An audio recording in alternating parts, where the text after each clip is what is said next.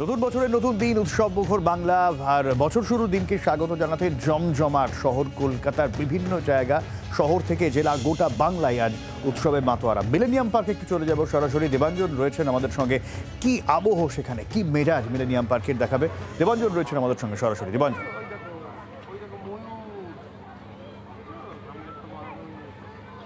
একদমই সব্যসাচী। এই মুহূর্তে আমি দাঁড়িয়ে রয়েছি মিলেনিয়াম পার্কে, এবং মিলেনিয়াম পার্কে যে তুমি আমার ক্যামেরা পার্সনকে দেখাতে বলবো যে এই মুহূর্তে মিলেনিয়াম পার্কের যে আবহ, অর্থাৎ বছরের প্রথম দিনে বাঙালি যেমন সমস্ত উৎসবের যে রেজলিউশন করে নিয়ে যে বছর কীরকম কাটাবে তার যে সূচনাটা হয়, আজকে একদম সেই সূচনা, সেই ছবি। প্রচুর মানুষ আমাদের সঙ্গে দেখতে পাচ্ছি, একটা পরিবার আমাদের সঙ্গে রয়েছে। আপনি কোথা থেকে আসছেন? আমি রামলাল বাজার থেকে আসছি। হালতু থেকে? হালতু থেকে আসছি। তো আজকে তো পুরো গোটা পরিবার নিয়ে বেরিয়ে পড়েছেন? হ্যাঁ, গোটা পরিবার নিয়ে বেরিয়ে এসেছি। আর কোথায় কোথায় যাওয়া হয়েছিল? আপাতত এখানে এসেছি, এখন দেখা যাক কোথায় যাই।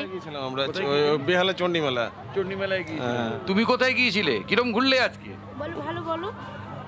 বুঝতে পারছো যে একদম কচি কাচারা তারা কিন্তু তাদের নিয়ে বাবা মায়েরা হাত ধরে বেরিয়ে পড়েছে। প্রচুর মানে কলকাতা এবং তার পার্শ্ববর্তী অঞ্চলের মানুষ আজকে গঙ্গা বক্ষের পাশে মিলেনিয়াম পার্কে। তুমি জানো যে বড়দিন মানে এই বড়দিনের যে ছুটি, নিউ ইয়ার্সের যে ছুটি, সেখানে কেক, কমলা লেবু, কার্নিভাল, ক্রিসমাস সব মিলিয়ে একদম মানে মুঠো মুঠো আনন্দ বিনোদন। এখানে দেখতে পাচ্ছ যে প্রিয়জনকে নিয়ে, সবাইকে নিয়ে মানুষ কিন্তু এই মুহূর্তে মিলেনিয়াম পার্কে হাজির, এবং তারা প্রত্যেকেই গঙ্গা বক্ষে যে আনন্দের যে মৌতাত, সেই মৌতাত উপভোগ করছেন। সব্যসাচী, একদমই, অনেক ধন্যবাদ দেবাঞ্জন। আমরা গঙ্গা তীরের ছবি দেখলাম, এবার সমুদ্র তীরের ছবি দেখাবো আপনাদের। আমাদের সঙ্গে কিরণ রয়েছেন সরাসরি দীঘা থেকে। সেখানকার কি অবস্থা একটু কিরণের কাছ থেকে জানি। কিরণ,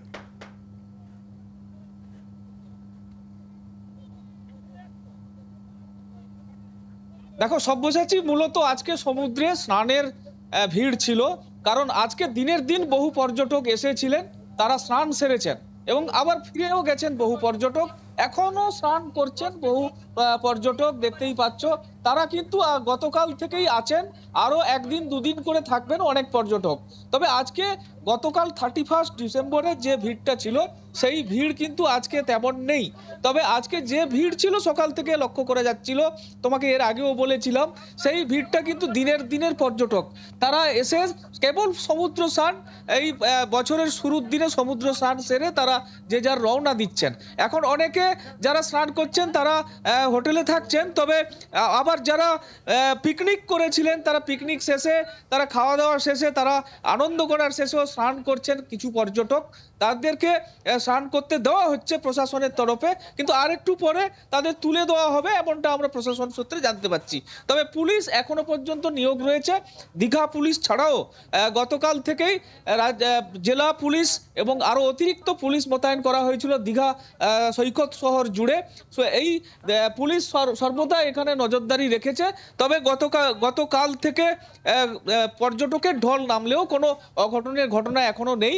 নতুন বছরে নতুন সূচনা, বছরের প্রথম যাত্রায় পর্যটকেরা আজকে সকাল থেকে নানা রকম আনন্দ উৎসবে দীঘায় আছেন। গতকাল রাত্রি 12টা বাজার সাথে সাথে যে এখানে সেলিব্রেশন হয়েছিল, সেই সেলিব্রেশনের জোয়ার খানিকটা সকাল 10টা পর্যন্ত ছিল। এখন সমুদ্র শান্ত কমল, এখন জোয়ার আসছে। আর কিছুক্ষণের মধ্যে এখানে আলো জ্বালিয়ে দেওয়া হবে এবং সমুদ্রের ধারে প্রশাসনিকভাবে বিভিন্ন লাইট পোস্টে আলোর ব্যবস্থা করা হয়েছে। এবং পর্যটকেরা আজকে নৌবিহার, যেটা নৌকা করে সমুদ্রে ঘোরার জন্য যে ব্যবস্থা ছিল, সেগুলো আজকে প্রশাসনের তরফে বন্ধ রাখা হয়েছে, কারণ যে কোনো মুহূর্তে কোনো অঘটন ঘটতে পারে। তাই সমুদ্রে সেই স্পিড বোটগুলো আজকে বন্ধ রাখা হয়েছে।